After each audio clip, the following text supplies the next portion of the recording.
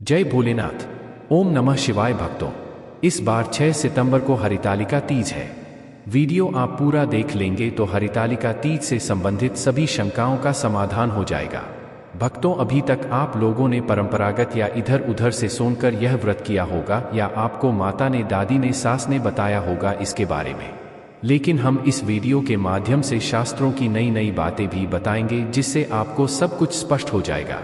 और जो पहली बार तीज का व्रत करना चाहते हैं वह माताएं बहनें, उनको यह वीडियो बड़े ही सहायक सिद्ध होगी। भक्तों, एक बात और बता दूं कि इस दिन भगवान वराह की जयंती है, यानी 6 सितंबर को भगवान वराह की जयंती है। और दोस्तों, वराह अवतार भगवान विष्णु जी का है। भगवान वराह और पृथ्वी देवी का संवाद है हमारे पुराणों में जिसमें वराह भगवान इस हरितालिका तीज की महत्ता बता रहे हैं। पृथ्वी देवी से पूरी महिमा जो भगवान ने बताया है उसका मैं अलग से वीडियो बना दूंगा। व्रत कथा के रूप में आप लोग सुन लीजिए जाएगा। भक्तों को भगवान और पृथ्वी देवी के संवाद को तीज पर स्त्री पुरुष जो भी सुनेगा उसका सौभाग्य गया, धन संपत्ति और मनोवांछित फल की प्राप्ति होगी, ऐसी महिमा है। भक्तों, वराह भगवान कहते हैं तृतीया तिथि को ही माता गौरी का जन्म हुआ और विवाह भी इसी तृतीया तिथि पर ही होगा। से तृतीया तिथि को यत्नपूर्वक प्रत्येक सुहागिन माताओं को, बहनों को इसका व्रत करना ही चाहिए। और व्रत में वराह भगवान क्या बता रहे हैं कि केवल इस दिन आपको नमक नहीं खाना है। देखिए दोस्तों, हरितालिका का हम नहीं बता रहे हैं। हरितालिका व्रत है वह तो निर्जला किया जाता है, लेकिन जो वराह भगवान बता रहे हैं वह हरितालिका छोड़कर अन्य महीनों का बता रहे हैं। और जो भक्त व्रत नहीं भी रखती है तो हरितालिका का, तो वे इस दिन कम से कम नमक वाला भोजन न करें। वराह भगवान बता रहे हैं कि तृतीया तिथि पर जो माताएं बहनें बिना नमक का भोजन करते हैं तो उनका वैवाहिक जीवन खुशहाल होता है और संपन्नता बढ़ती है। यह शुक्ल पक्ष की तृतीया की मैं बात कर रहा हूं। अब पुराणों में सनातन जी नारद जी को बता रहे हैं कि इसका व्रत रख, यानी तृतीया का व्रत और पूजन करने वाली महिला श्री गौरी देवी की सहचरी बनती है, यानी ही माता पार्वती जी की सहेली बनती है। तो हरितालिका तीज का व्रत बहुत ही पवित्र माना गया है। अब आइए भक्तों जानते हैं कुछ आवश्यक और उपयोगी बातें। सबसे बड़ा प्रश्न यह है कि माताएं राज्य धर्म में यानी पीरियड में यह व्रत कर सकती है या नहीं। नहीं भक्तों, इसका उत्तर यह है कि आप बिल्कुल व्रत कर सकती है यदि आपका शरीर साथ दे रहा है तो। लेकिन पूजन का सामान आपको बिल्कुल नहीं छूना है, ना ही आपको पूजन करना है। केवल आपको व्रत करना, पूजन आपकी तरफ से आपके पतिदेव कर सकते हैं या घर का अन्य कोई भी सदस्य कर सकता है। इनके निर्मित इसका व्रत कुंवारी कन्याएं भी करती हैं जिनकी शादी में अड़चन नहीं आती है। हरितालिका तीज व्रत की प्रधानता है, आप लोग जरूर कीजिए जाएगा। भक्तों, परंपरा के अनुसार एक दिन पहले नहाया खाया होता है, कहीं कहीं नहीं भी होता है, यानी एक दिन पहले से व्रत की पूर्व तैयारी को नहाया खाया कहते हैं। भक्तों, इस 2024 में नहाया खाया 5 सितंबर को है, तो इस दिन को बाल धोकर स्नान करना है 5 तारीख को, लेकिन 5 तारीख को गुरुवार है तो कई माताएं बाल नहीं होती है। तो इसका उपाय यह है कि आप 5 तारीख की सुबह सूर्योदय से पहले बाल धो लीजिए, क्योंकि सूर्योदय के बाद गुरुवार लगेगा तो इसके अंदर आप लोग बाल नहीं हो सकते हैं। भक्तों, इस बात का आप लोग जरूर ध्यान रखिएगा। आएगा या तो जो लोग 5 की सुबह नहीं हो पाए बाल, तो की सुबह यानी सूर्योदय से पहले आप अपना बाल धो सकते हैं। हम कहेंगे कि आप पर 5 की सुबह ही काम कर लीजिएगा का सूर्योदय से पूर्व 5 स्टार को ही माताएं बहनें मेहंदी लगा लेना देना, पूजा के सामान सब इकट्ठे करके रख लेना देना। आपको इस व्रत के दिन लाल या पीला वस्त्र ही पहनना है जो सुहाग की निशानी है, और यह दोनों कलर सौभाग्य बढ़ाते हैं। भक्तों, 5 तारीख से ही आपको लहसुन प्याज नहीं खाना है। देखिए, 5 को तो नहीं खाना है और 6 को व्रत रहेगा गागा। फिर पारण के दिन यानी 7 तारीख को भी आपको लहसुन प्याज नहीं खाना है और पूरे घर की साफ सफाई आप 5 तारीख को ही कर लीजिएगा। भक्तों, अब आगे बढ़ते हैं। कई जगह पर परंपरा है कि व्रत वाले दिन यानी 6 तारीख की सुबह सूर्योदय से पूर्व कुछ खा लिया जाता है, उसको सजा यही कहते हैं। तो देखिए माताएं बहनें ने, यदि आप रात को यानी सूर्योदय से पूर्व भोजन करेंगे तो कुछ रैली मत खाना, नहीं तो आपको भूख प्यास दिन भर ज्यादा लगेगा। इस बात का आप लोग ध्यान रखिएगा। आप जलीय पदार्थ खाइए है, जैसे नारियल पानी हो गया अथवा तो और भी बहुत सारे फल है जिनसे प्यास नहीं लगती है। अब सुबह सूर्योदय से पहले स्नान कर लीजिएगा जैसे कि व्रत है। और मैं पहले आप लोगों को बताता हूं कि व्रत में ब्रश नहीं किया जाता है।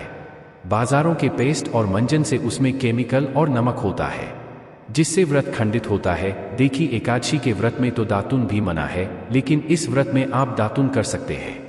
दातुन नहीं हो तो कोहरा ब्रश ले लीजिएगा, बिना पीसकर मंजन के यह ब्रश कर सकते थे। इस दिन व्रत के दौरान हमें कौन से रंग के कपड़े पहनना चाहिए? तो भक्तों, इस दिन व्रत वाले दिन लाल या पीले रंग का, फिर चाहे वह साड़ी हो। अब कई लोग पूछेंगे कि पहले की रखी हुई साड़ी पहन सकते हैं, तो हम बताएंगे कि पहले की साड़ी भी पहन सकते हैं, लेकिन बहुत सारी केवल पूजा के समय पहनी हुई हो तो आप उसका उपयोग कर सकते हैं, धोकर पहन सकते हैं। आप इस दिन पूर्ण श्रृंगार कीजिए, जिसको 16 श्रृंगार कहते हैं। तृतीया तिथि यानी 6 तारीख को सुबह के पूजन का समय रहेगा। सुबह 6:02 से 8:33 तक, इसी बीच में आपको पूजन करना है। और सुबह में स्नान के बाद आप इसी समय में पूजन कीजिएगा। पूजन कैसे करना है, यदि आप चाहते हैं कि मैं इस पर भी वीडियो बनाऊं पूरा डिटेल में, तो आप लोग कमेंट में बताइए, मैं उस पर भी वीडियो जल्दी से बना दूंगा। लेकिन मुझे कमेंट में बताइए कि ये वीडियो बनाना है या नहीं। ध्यान रहे कि पूजन की शुरुआत में आप हाथ में अक्षत, पुष्प और जल लेकर संकल्प कर लेना है। मैं इस हरितालिका तीज का व्रत कर रहे हैं, हे भगवान अब बल देना, हमें सफलता देना। सुबह ही पूजन के समय में आप व्रत कथा सुन लीजिए जाएगा। हाथ में अक्षत, पुष्प और कुछ दक्षिणा लेकर का व्रत कथा सुनने के बाद आप हाथ में लिए हुए द्रव्य को भगवान के आगे समर्पित कर देना ना। अब अगला दुविधादायक प्रश्न है कि कई लोग कहते हैं कि मिट्टी का शिव परिवार बनाकर पूजन करना होता है, लेकिन शहरों में रहने वाले लोग कैसे और कहां से मिट्टी का जुगाड़ करें? तो भक्तों, अब मेरी बात पर आप लोग ध्यान दीजिएगा, इसका हल भी है। देखिए, जब माता पार्वती जी का विवाह विष्णु जी से होना था, तब सखियों ने उनका हरण कर लिया गया और पार्वती जी गुफा में ने मिट्टी और रेत के शिवलिंग बनाकर पूजन करती थी।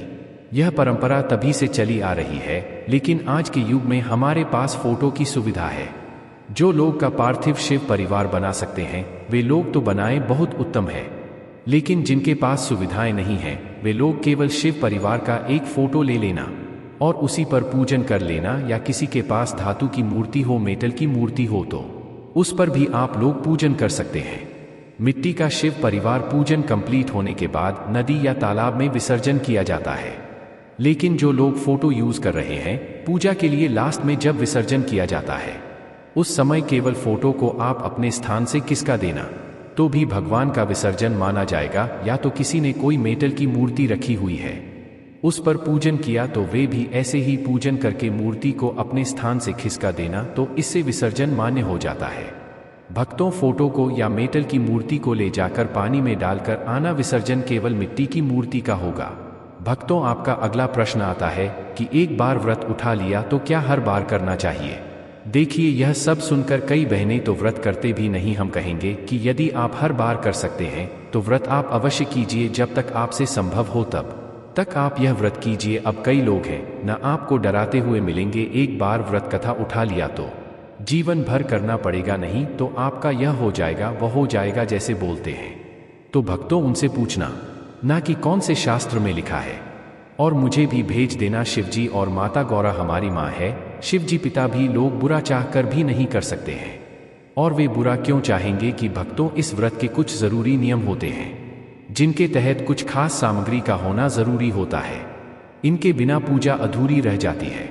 क्या है वह सामग्री, आइए जानते हैं। आपको चाहिए सूखा नारियल, कैलाश बेलपत्र, शमी का वक्त आता, केले का पत्ता, धतूरे का फूल, घी, शहद, गुलाल, चंदन, कलाम, बाबा, इत्र, 5 खल सुपारी, अक्षत, धूप, दीप, कपूर, गंगा जल, दुवार हुआ। आधा दिन हरितालिका तीज पर सुहाग सामग्री का बड़ा महत्व है। सुहाग की सामग्री में बिंदी, सिंदूर, कुमकुम, मेहंदी, बिछी, काजल, जुड़ी ही, महावर आदि को शामिल करें दोस्तों। तीज के दिन एक चौकी पर आप पीला या लाल वस्त्र बिछाकर उस पर भगवान की सभी प्रतिमाओं को स्थापित करके उनका विधिवत पूजन किया जाता है। तिलक लगाकर श्रृंगार किया जाता है। माता पार्वती को 16 श्रृंगार की वस्तुएं में मौसमी फल आदि अर्पित किया जाता है। धूप दीप जलाकर पूजा करके मंत्रों का जाप किया जाता है। मीठे का भोग लगाया जाता है। मालपुए का या दूध से बनी मिठाई का भोग इस दिन आप लगा सकते हैं। सबसे अंत में व्रत की कथा पढ़कर या सुनकर आरती की जाती है। अगले दिन सुबह सूर्योदय के बाद ही इस व्रत का पारण किया जाता है। जो लोग पूरे दिन निर्जल न रह पाए तो रात के समय आप पूजा करके आचमन करके पानी पी सकते हैं। फलाहार भी कर सकते हैं। आप अगर निर्जल रहकर व्रत रखने में सक्षम नहीं हैं, तो ऐसे में आप जब भी सुबह को व्रत रखें, तो उस समय आप जल के साथ वैसे व्रत को रखने का संकल्प भी ले सकती है। हरितालिका का यह शब्द पार्वती के भगवान विष्णु से विवाह करने से बचने के लिए खुद का अपहरण करने के कार्य से आया है। यह वह दिन था जब भगवान शिव ने पार्वती के 108 पुनर्जन्म के बाद अंत अपनी पत्नी के रूप में स्वीकार किया था, और इसी कारण यह दिन भगवान शिव और पार्वती के बीच के बंधन और रिश्ते को भी मनाता है। इसलिए इस दिन उन दोनों की पूजा देवी पार्वती के कड़ी तपस्या और समर्पण के लिए तीज माता के रूप में की जाती है। भक्तों, कुंवारी कन्याएं अगर इस व्रत को रखती हैं, तो उन्हें मनचाहा जीवन साथी की प्राप्ति होती है। भगवान शिव जैसे गुणों वाले वर की प्राप्ति होती है। सुहागिन महिलाओं के सुहाग की रक्षा होती है, उनकी संतान की रक्षा होती है। कहते हैं कि जिन लोगों के विवाह में बाधा आ रही हो, उन्हें हरितालिका तीज के दिन पार्थिव शिवलिंग बनाकर 21 बेलपत्र अर्पित करके पार्थिव शिवलिंग की कम से कम 3 बार परिक्रमा करनी चाहिए। फिर नमः शिवाय मंत्र का 108 बार जाप करना चाहिए। भगवान शिव और देवी पार्वती का गठबंधन करना चाहिए। वर और वधू की तरह आप माता पार्वती और भगवान शिव के बीच में चुनरी बांधकर गठबंधन कर सकते हैं, जिसमें 3 गाड़ें लगाई जाती है। आप कलावे से भी गठबंधन कर सकते हैं। गठबंधन करने के साथ ही आप माता पार्वती को श्रृंगार की सामग्री अर्पित करें, कोई हल या मिठाई अर्पित करें और अपनी मनोकामना की पूर्ति के लिए प्रार्थना करें। ओम नमः शिवाय मंत्र का 108 बार जप करने से जिन लोगों के विवाह में बाधा आ रही है, उनका विवाह भी शीघ्र हो जाता है। वैवाहिक जीवन ही सुखद होता है। हरितालिका तीज व्रत सफल संपूर्ण तरीके से करने के लिए कुछ जरूरी नियमों के बारे में जान लेना आवश्यक होता है। अगर आप यह पहली बार रख रही हैं, तो यह बातें आपको जरूर जाननी चाहिए। लेकिन दोस्तों, उससे पहले आपसे रिक्वेस्ट करते हैं कि वीडियो को लाइक जरूर करिएगा, दोस्तों को शेयर कर दीजिएगा, और अगर आपने अभी तक चैनल को सब्सक्राइब नहीं किया है